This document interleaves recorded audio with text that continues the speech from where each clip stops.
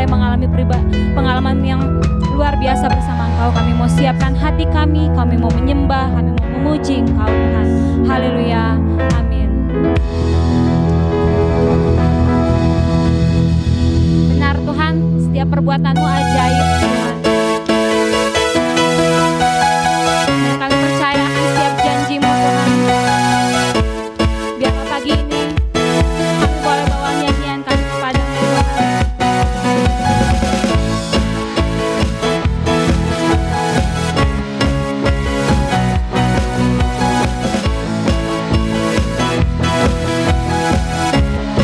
Sama kita katakan,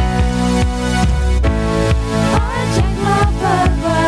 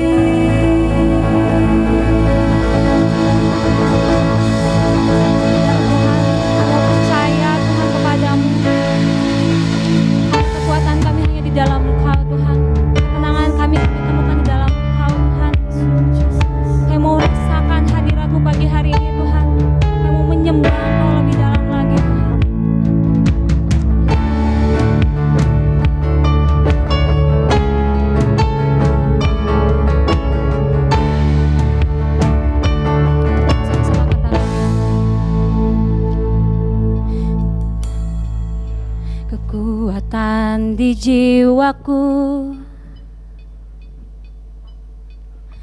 ketenangan di batinku.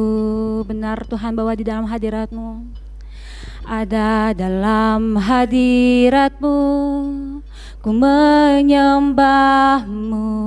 Benar Tuhan, kami mau tersungkur Tuhan, tersungkurku di kaki-Mu. Rasakan hadirat-Mu, takkan ku melepaskan-Mu. Kau cahaya bagiku, mengiring-Mu seumur hidupku, masuk dalam rencana-Mu Tuhan. Pikiranku, kehendakku, ku serahkan padamu. Harapanku hanya di dalam-Mu, ku kan teguh bersama-Mu Tuhan. Jadikan ku bejana-Mu untuk memuliakan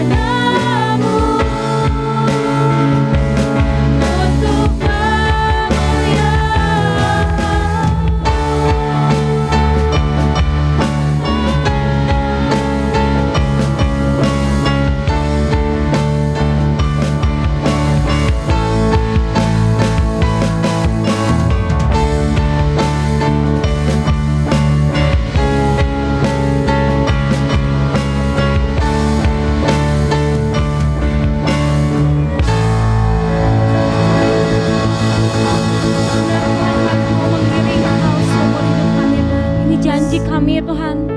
Biar ini menjadi pernyataan iman kami pagi hari ini Tuhan. Kami gak bisa kasih apapun atas semua kebaikan-Mu, atas semua pengorbanan-Mu Tuhan di kayu salib. Tapi kami hanya bisa beri pujian kami, penyembahan kami. Kami mau beri tubuh kami Tuhan, mau beri diri kami Tuhan untuk menjadi pelayan-Mu Tuhan.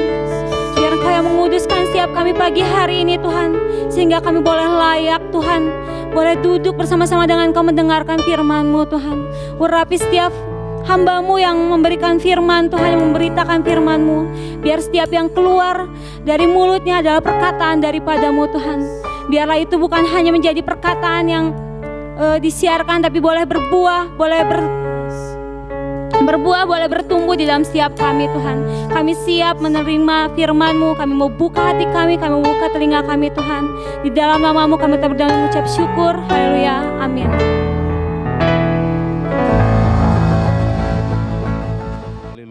Shalom jemaat yang dikasihi Tuhan.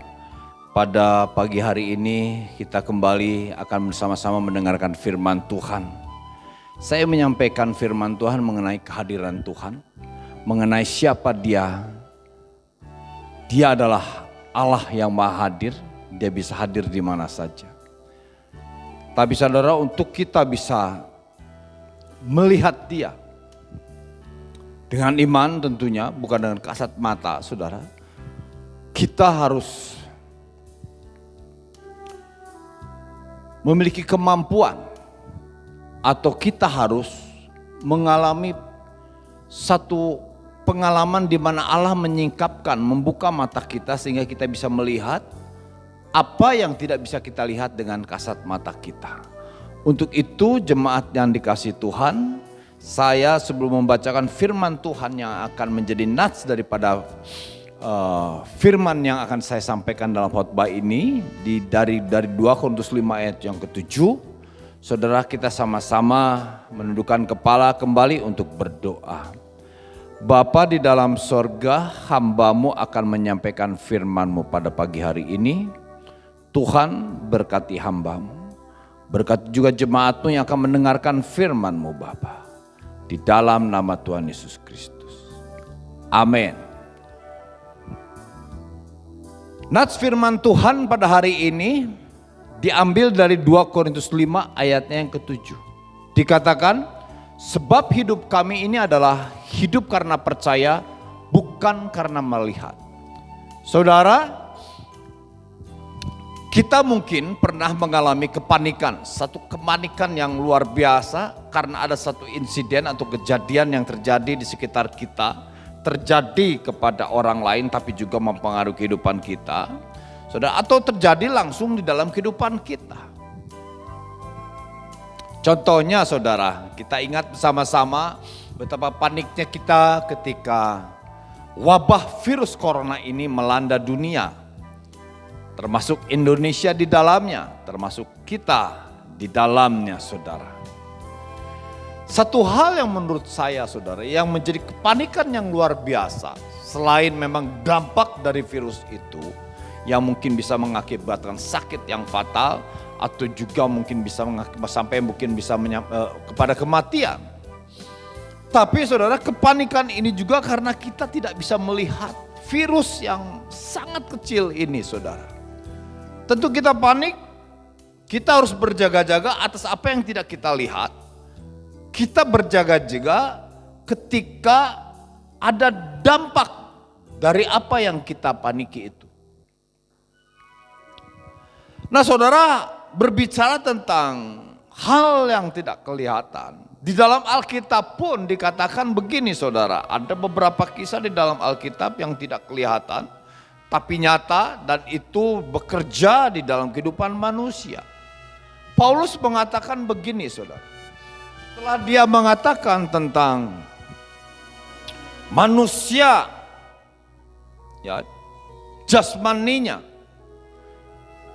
itu semakin merosot, dia mengatakan tetapi manusia batinnya kami diperbarui dari hari ke hari.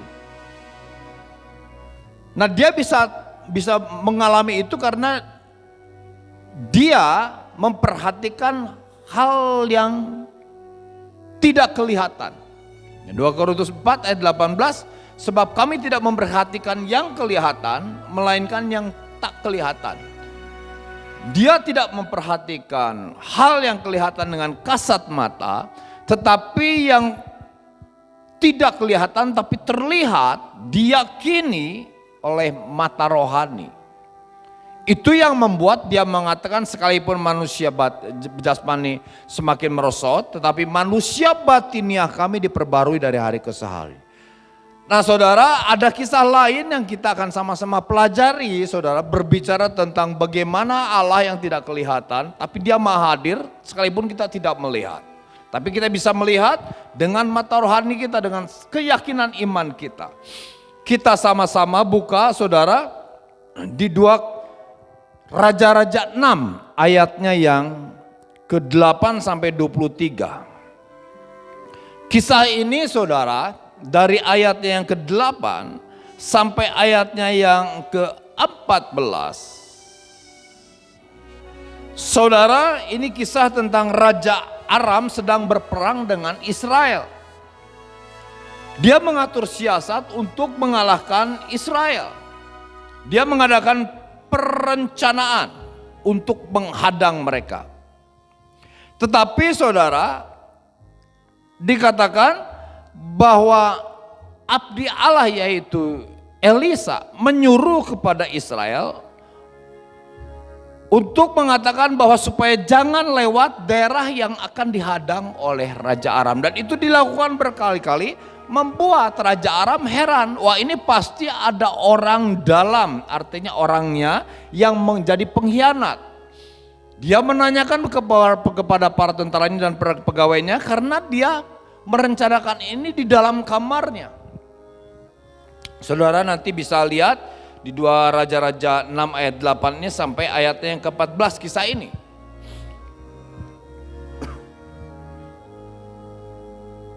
Raja Aram bertanya kepada pegawainya, siapa yang membocorkan hal ini? Pegawainya mengatakan, tidak tuanku, melainkan Elisa, nabi yang di Israel.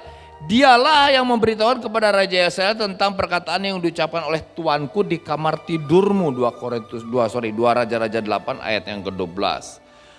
Hal ini membuat Raja Aram murka. Dia marah dan memerintahkan pasukannya, saudara.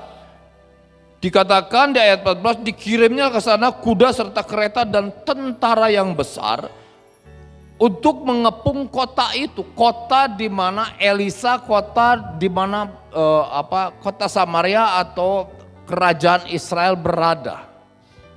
Nah, kita lihat kisah ini yang luar biasa, saudara. Di ayatnya yang ke-15 dikatakan ketika pelayan abdi Allah itu, maksudnya pelayan Elisa, bangun pagi-pagi dan pergi keluar, dia melihat satu tentara dengan kuda dan kereta ada di sekeliling kota itu, artinya mengepung kota itu. Berkatalah si pelayan ini, tuanku, celaka, apa yang akan kita perbuat? Kepanikan, ketakutan melihat satu bala tentara yang besar telah mengepung dan akan menangkap Elisa. Tetapi Elisa dengan tenang menjawab begini, jangan takut, sebab lebih banyak yang menyertai kita daripada mereka. Tentu saja pernyataan Elisa ini membuat bingung pelayannya. Di mana yang menyertai saya? Kok dikatakan oleh tuanku Elisa lebih banyak daripada tentara Aram? Lalu Elisa berdoa. Dikatakan, ya Tuhan, bukalah kiranya matanya supaya ia melihat. Jadi saudara, kita melihat di sini malaikat Tuhan yang diutus Allah untuk menjaga Elisa dan kota Samaria bangsa Israel, saudara, adalah malaikat yang begitu banyak, saudara, yang tidak kelihatan oleh pelayannya Elisa, tetapi Elisa berdoa supaya terbuka matanya. Nah, dari sini kita melihat, saudara, bahwa ada hal-hal sesungguhnya di dalam hidup kita juga yang memang tidak kelihatan. Tetapi kita percaya bahwa kita bisa melihat. Tapi bukan dengan mata jasmani, tetapi dengan mata rohani. 2 Raja-Raja 6 ayat 14, khususnya ayat 14 ayat 20 ini kita melihat. Karena selanjutnya dikatakan begini. Ketika orang Aram itu turun mendatangi Elisa, berdoalah Elisa dan dia berseru kepada Tuhan, butakanlah mata tentara Aram itu. Dan setelah itu saudara, tentara Aram tentu waktu itu tidak melihat bahwa dia ada di satu tempat di Samaria. Di sekeliling kota Samaria, maksudnya sedang mengepung itu. Tapi mereka menghampiri Elisa dan Elisa datang menghampiri mereka. Tentu mungkin tentara Aram ini tidak mengenali lagi sama Elisa karena sudah dibutakan oleh Tuhan. Artinya saudara, dikaburkan pandangannya oleh Tuhan. Elisa akhirnya berkata kepada tentara Aram, bukan ke sini jalannya itu ke sini. Elisa menuntun mereka ikut aku dan mereka masuk tentara Aram itu ke tengah-tengah kota Samaria. Tadinya mereka mengepung bangsa Israel dan akan menangkap Elisa, sekarang keadaan terbalik. Tentara Aram ada di tengah-tengah kota Samaria, artinya mereka terkepung. Saudara, hal-hal tentang yang tidak kelihatan ini sulit diterima oleh banyak orang. Bahkan orang Kristen pun, saudara, ada banyak yang tidak mempercaya hal itu. Ketika seorang hamba Tuhan berbuat menyampaikan tentang pengharapan ada dalam Tuhan, atau ketika pengkhotbah menyampaikan firman Tuhan tentang hal-hal yang akan terjadi di depan melalui kebenaran firman Tuhan, mengalami kesulitan untuk mempercayai. Masa hal itu bisa terjadi, keadaan juga sudah begini kacau. Benarkah Tuhan ada? Kok saya tidak melihat, kok saya tidak merasakan, kok dia tidak memelihara, kok dia tidak campur tangan, kok dia tidak turun tangan untuk menolong saya. Saudara yang dikasihi Tuhan, dunia mengajarkan semua harus masuk akal. Akal yang sehat, rasio yang benar, rasio yang baik, supaya mampu menyimpulkan, supaya mampu menilai. Berpikir harus logis, harus masuk akal. Segala sesuatu harus ada alasannya. Ketika ada hal yang di luar batas kemampuan manusia atau tidak masuk akal, itu dikatakan tidak benar. Berbicara tentang kehadiran Tuhan, berbicara tentang janji Tuhan, itu tidak masuk akal karena dibandingkan dengan yang masuk akal yang kelihatan oleh mata. 2 Korintus 5 ayat yang ke-7, sebab hidup kami ini adalah hidup karena percaya, bukan karena melihat. Dunia mengajarkan demikian, dan orang Kristen pun saudara banyak yang tidak mempercayai hal-hal demikian. Sulit menerima hal-hal yang demikian karena tidak masuk akal. Tidak bisa diterima oleh akal yang sehat. Tidak logis, alasannya di luar akal. Saudara, seolah-olah saudara, ketika orang percaya mempercayai hal-hal yang tidak kelihatan, seolah-olah orang percaya, orang beriman, orang yang memperkatakan percaya hal-hal yang profetik yang dijanjikan Tuhan sekalipun tidak terlihat, itu tidak masuk akal. Saudara, kita manusia dengan segala kecerdasannya yang sangat terbatas, gak mengalami kesulitan untuk kita bisa memahami sepenuhnya kebenaran ilahi. Jadi saudara, kalau segala sesuatu tidak bisa dipenuhi atau tidak bisa dipenuhi sepenuhnya, itu bukan berarti bahwa sesuatu itu tidak masuk akal. Kemampuan kita saja yang tidak mampu untuk memahami itu. Dan itu harus dipahami dan akan masuk akal, yaitu dengan pertolongan Tuhan. Tuhan menyingkapkan itu kepada orang percaya, sehingga dia mengatakan amin untuk hal itu. Tuhan, saudara, dalam rancangannya buat kita, saudara dan saya orang percaya, dikatakan begini dalam Ulangan 29, ada hal-hal yang tersembunyi. Jadi hal-hal yang tersembunyi itu untuk Allah. Tetapi hal-hal yang disingkapkan, hal-hal yang dinyatakan ialah bagi kita dan bagi anak kita sampai selama-lamanya. Jadi saudara, bagaimana mungkin Allah yang besar, Allah yang ajaib, yang tidak ada batasnya, yang tidak terbatas itu bisa dipahami, dikenali secara total oleh kita manusia sebagai ciptaan yang memiliki keterbatasan. Jadi saudara, ada bagian-bagian yang harus kita terima dengan iman atau dengan pertolongan Allah yang bisa disingkapkan oleh Dia, yang hanya bisa disingkapkan oleh Tuhan. Sehingga saudara, ada batas-batas di mana saudara, manusia dengan segala logikanya itu tidak mampu menerima itu, bisa tetap terlihat atau bisa tetap masuk akal ketika Tuhan menyingkapkan itu. Salah satu tokoh saudara bernama Helen Keller, dia mengatakan, dia seorang buta. Dia mengatakan begini, satu-satunya hal yang lebih buruk daripada menjadi buta adalah memiliki penglihatan tetapi tidak memiliki mata tetapi tidak memiliki penglihatan. Yang dimaksud di sini adalah saudara,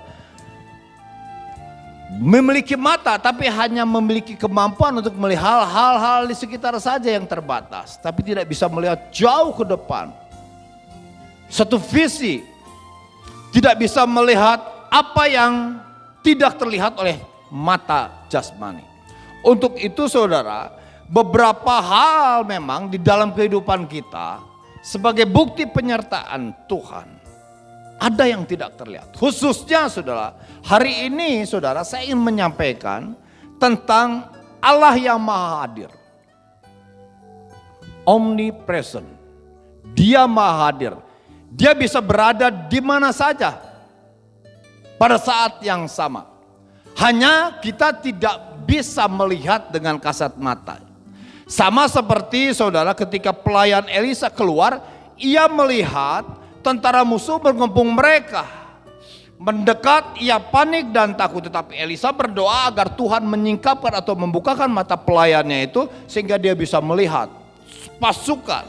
Dikatakan, maka tampaklah suatu tentara, dikatakan, lalu berdoalah Elisa, ayat yang ke-17, 2 Raja-Raja 6. Ya Tuhan, bukalah kiranya matanya supaya ia melihat. Maka Tuhan membuka mata bujang itu sehingga ia melihat, tampaklah gunung itu penuh dengan kuda dan kereta api di sekeliling Elisa.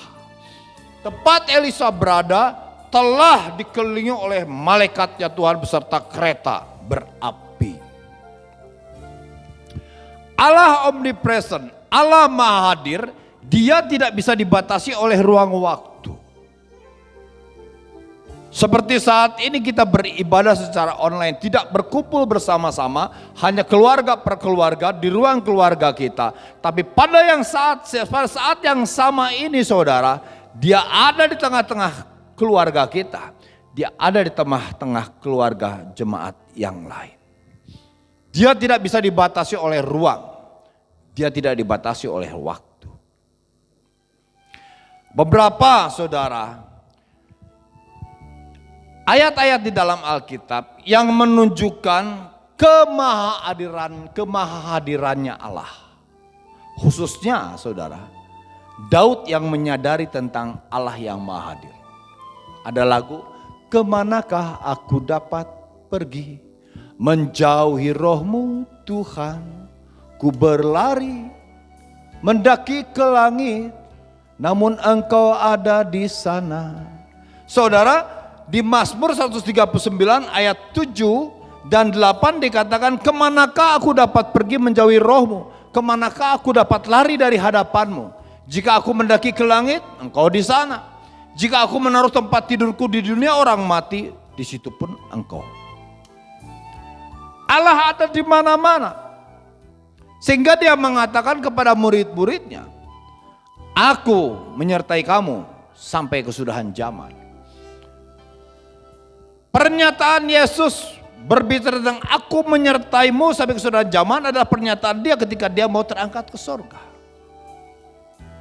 Atau ketika dia sedang terangkat ke surga, dia mengatakan, setelah dia memberkati murid-muridnya, dia mengatakan, aku menyertai kamu selalu sampai kesudahan zaman. Dan itu juga berlaku buat setiap orang percaya, dia menyertai kita. Itulah sebabnya nama lain dari Yesus adalah Immanuel, Allah yang menyertai setiap orang percaya. Dia maha hadir sekalipun kita tidak bisa melihat. Dia ada di sekitar kita, dia ada bahkan di dalam kita. Dia ada di tempat kita berada, dia ada di tempat di mana saudara kita berada. Di saat yang sama. Ruang yang berbeda, waktu mungkin juga yang berbeda. Dia tidak bisa dibatasi oleh ruang dan waktu itu. Jemaat yang dikasihi Tuhan, dia maha hadir sekalipun kita tidak bisa melihat. Kita harus mempercayai ini. Karena begitu banyak hal-hal saudara, ketika kita hidup dengan menggunakan saja, mempercayai saja apa yang kita lihat, sering kali kita panik, sering kali kita khawatir, sering kali kita ketakutan. Selanjutnya saudara, dia adalah Allah yang maha hadir. Dia hadir untuk melindungi kita. Dia hadir untuk membuktikan penyertaannya. Pertama, dia hadir sekalipun kita tidak melihat. Dia hadir untuk melindungi kita dan untuk menyatakan penyertaannya di dalam kehidupan kita. Mazmur 91 saudara. Dikatakan begini, ayatnya yang pertama, Mazmur 91.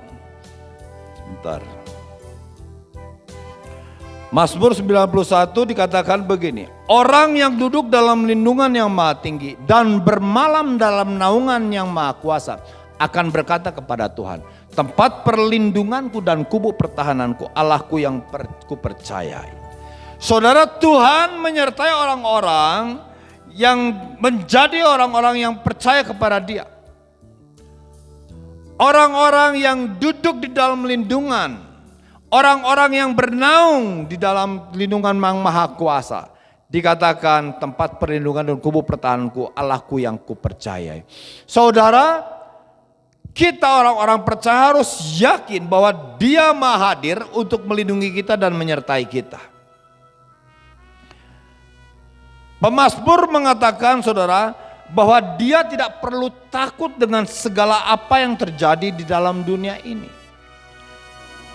Walaupun 1.000 orang rebah di sebelah kiri, 10.000 orang di sebelah kanan, dikatakan itu tidak akan pernah mengena kita. Kenapa? Karena Allah yang maha hadir itu, Dia adalah Allah yang menyertai kita.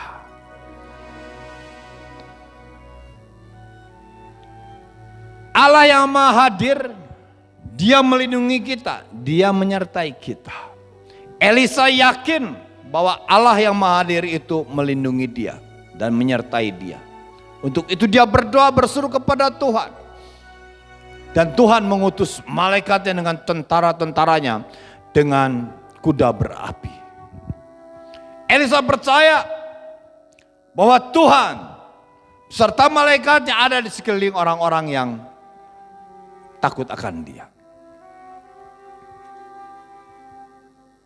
Itu yang dikatakan Yesus juga saudara di Taman Getsemani. Dalam Injil Matius dikatakan bahwa ketika pasukan datang untuk mau menangkap dia, dia mengatakan, kamu kira aku tidak bisa minta kepada Bapa untuk mengutus malaikat-malaikatnya, sepasukan malaikatnya untuk melawan, untuk membela dia. Ada malaikat yang Tuhan utus untuk menjaga, melindungi kita. Bukti penyertaan Tuhan, bukti perlindungan yang dibuat Tuhan. Dia dikatakan oleh firman Tuhan menyertai kita, melindungi kita dengan cara apa? Dia mengutus malaikatnya untuk berkemah di sekeliling orang-orang yang takut akan dia.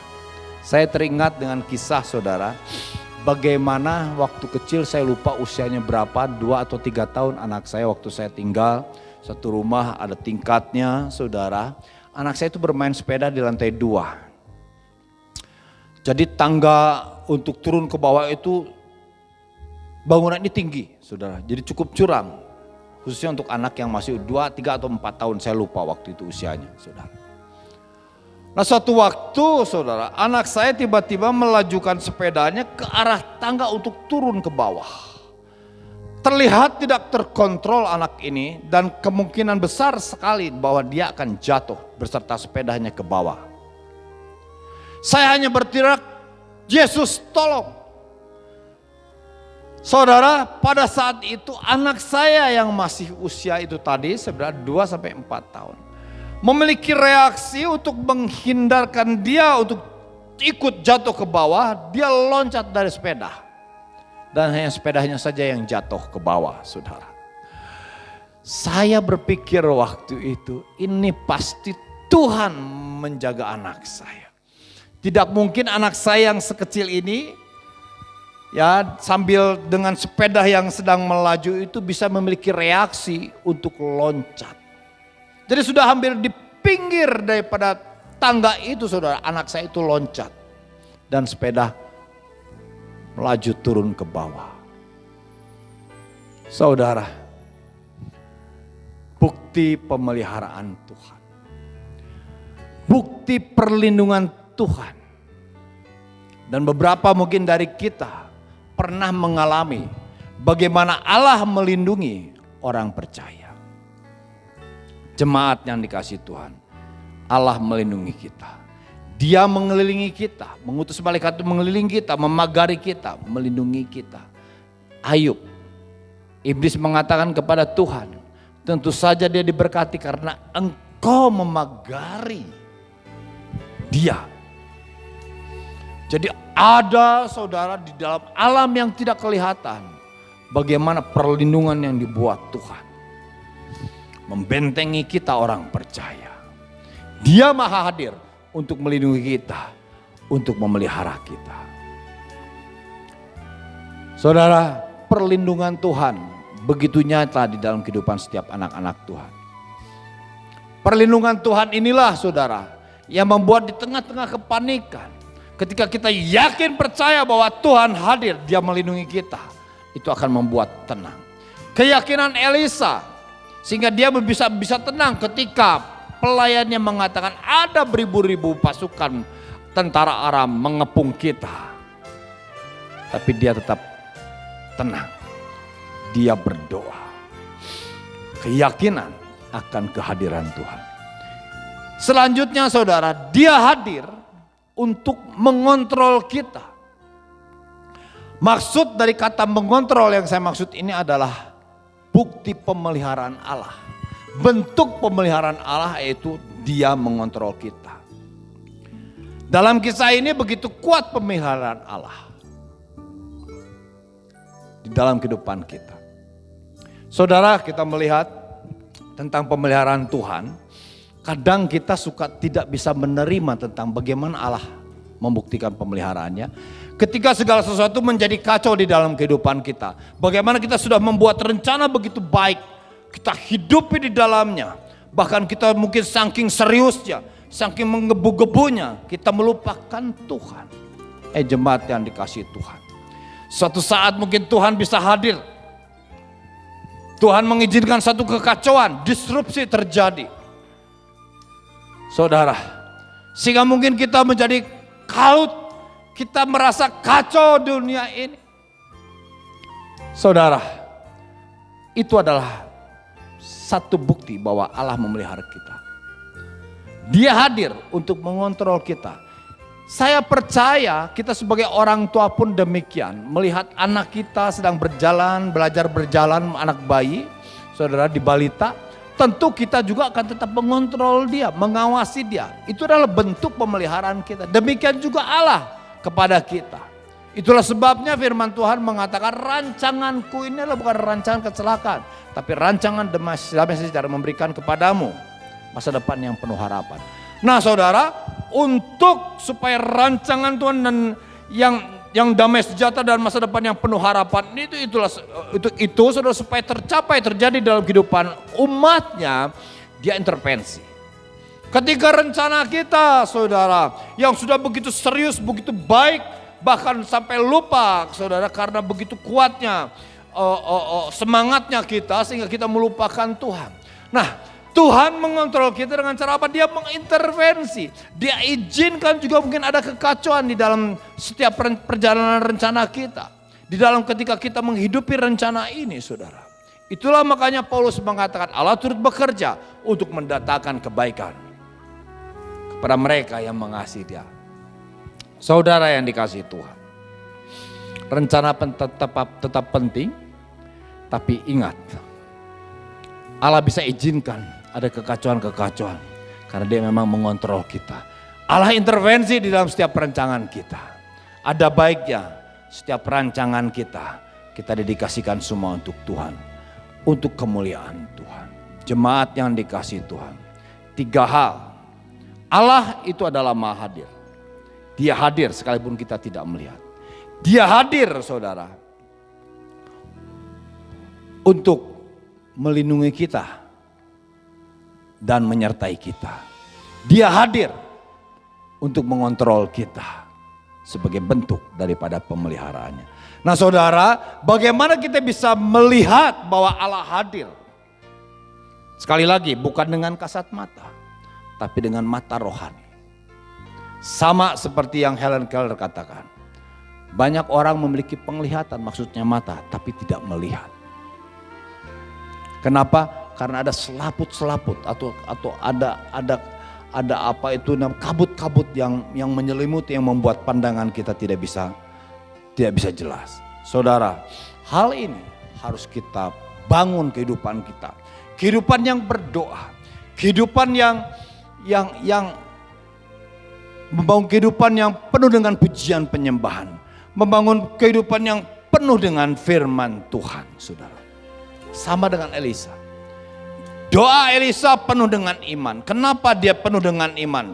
Dia mengatakan tenanglah karena dia fokus. Nah saudara, kadang-kadang kita, saudara, ketika berdoa kacau balau karena tidak fokus. Kita lebih suka dipengaruhi dengan keadaan daripada keyakinan kita kepada Allah. Untuk itu saudara, kita harus terus kembali, saya selalu menekankan intimasi dengan Tuhan. Ketika kita membangun hubungan yang akrab dengan Tuhan, itu berarti kita sedang, kalau kamera itu kita sedang fokuskan, kita sedang mengatur fokus supaya lebih jelas target yang akan difoto. Demikian juga kita saudara dan saya. Target-target yang Tuhan telah sediakan di dalam kehidupan kita, Tuhan ingin singkapkan di dalam kehidupan kita. Untuk itu kita harus membangun kehidupan doa, membangun kehidupan yang memuji dan menyembahnya, membangun kehidupan yang kuat di dalam firman Tuhan. Karena itu 3 hal ini ada kaitannya. Itulah yang terjadi dengan Elisa. Itulah yang ada di dalam Elisa.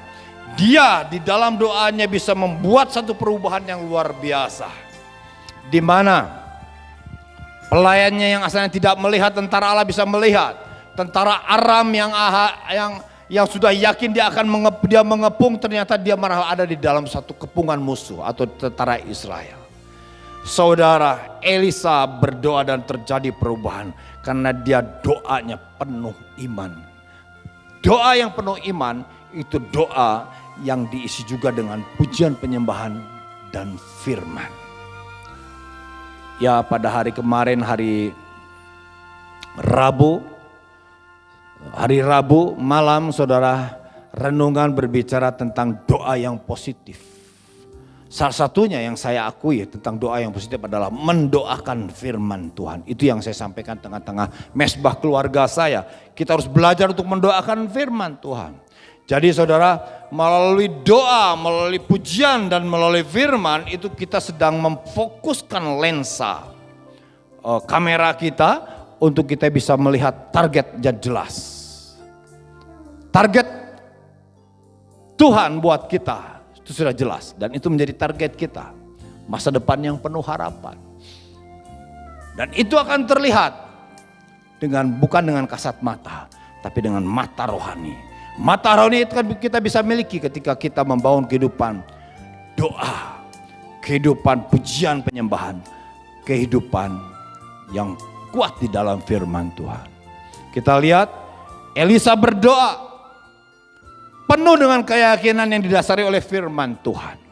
Dia yakin bahwa malaikat ada di sekelilingnya. Kenapa? Karena dia percaya bahwa Tuhan telah berkata bahwa malaikatku berkeliling untuk menjagai orang-orang percaya. Pujian penyembahan, di mana Elisa memuji menyembah. Saudara, ada satu kisah di 2 Raja-Raja 3. Kisah tentang Yoram anak Ahab, raja Israel, yang di mana Moab yang asalnya jahannya, Moab memberontak kepada Israel. Akhirnya Raja Yoram anak Ahab itu mengajak Yosafat, saudara mertuanya, untuk menyerang Raja Moab. Tapi Yosafat mengatakan, tidak adakah seorang nabi, maksudnya Yosafat ingin bertanya dulu kepada hamba Tuhan atau kepada Tuhan, bolehkah aku menyerang atau memerangi Moab?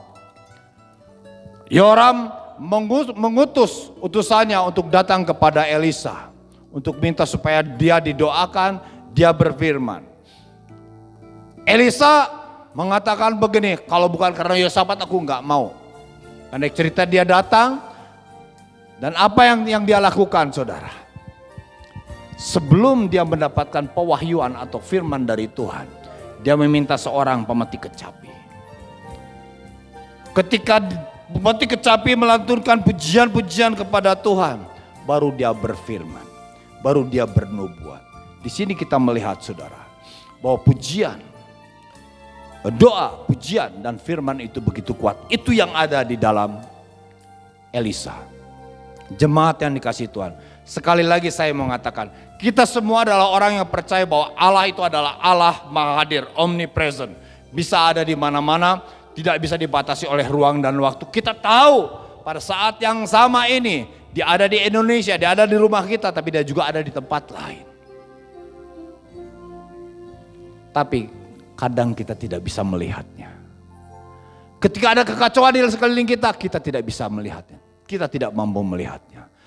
Kemampuan untuk melihat ini hanya kita bisa dapatkan ketika kehidupan kita dibangun dengan doa, dengan pujian dan penyembahan. Jemaat yang dikasihi Tuhan, sekali lagi saya mau katakan, mari kita bangun kehidupan doa, kehidupan yang penuh dengan pujian penyembahan, kehidupan yang kuat di dalam firman Tuhan, sehingga kita bisa tahu Ia adalah Maha Hadir sekalipun Ia tidak terlihat.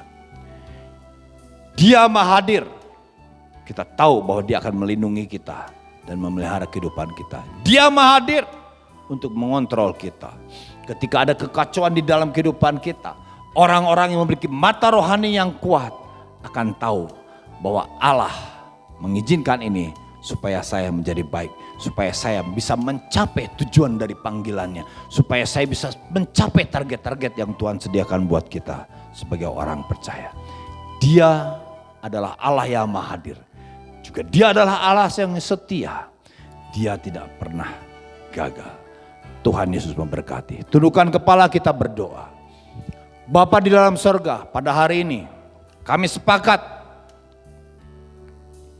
kami telah sepakat bahwa Engkau adalah Allah yang Maha Hadir. Allah yang bisa berada di mana-mana. Tapi setelah kami mendengarkan firman ini, Bapa, kunci untuk kami bisa melihat Engkau sekalipun Engkau tidak terlihat. Kunci Tuhan untuk bisa kami menyadari tentang kehadiran-Mu, bahwa Engkau hadir untuk melindungi, menyertai kami, bahwa Engkau hadir untuk mengontrol kehidupan kami, adalah ketika kami membangun hubungan yang intim dengan Engkau melalui doa, melalui pujian penyembahan, melalui firman-Mu yang penuh kuasa ini. Seperti hamba-Mu Tuhan, Daud mengatakan, singkapkanlah firman-Mu kepadaku Tuhan. Bukalah mataku Tuhan, supaya aku bisa melihat keajaiban-keajaiban dari firman Tuhan Yesus Kristus. Demikian juga kami Bapa. Bukakan mata kami Bapa, supaya kami bisa melihat keajaiban-keajaiban-Mu. Supaya Tuhan, kami bukan hanya semata-mata mengandalkan rasio manusia kami yang terbatas, tetapi kami mempercayai ada hal yang tidak mampu kami lihat. Tapi itu ada. Dan itu hanya bisa disingkapkan, dibukakan oleh kuasa. Ini kami Bapa, bukalah mata kami. Terpujilah Tuhan. Jemaat yang dikasihi Tuhan, buka hati, terimalah berkat Tuhan. Anugerah yang besar daripada Allah Bapa, kasih setia daripada Tuhan kita Yesus Kristus, persekutuan, perlindungan, penyertaan daripada Allah Roh Kudus yang akan menyertai kita mulai hari ini, esok, dan sampai selama-lamanya. Di dalam berkat berkelimpahan Allah yang perkasa Yesus Kristus Tuhan. Sama-sama katakan amin. Amin. Tuhan Yesus memberkati. Shalom.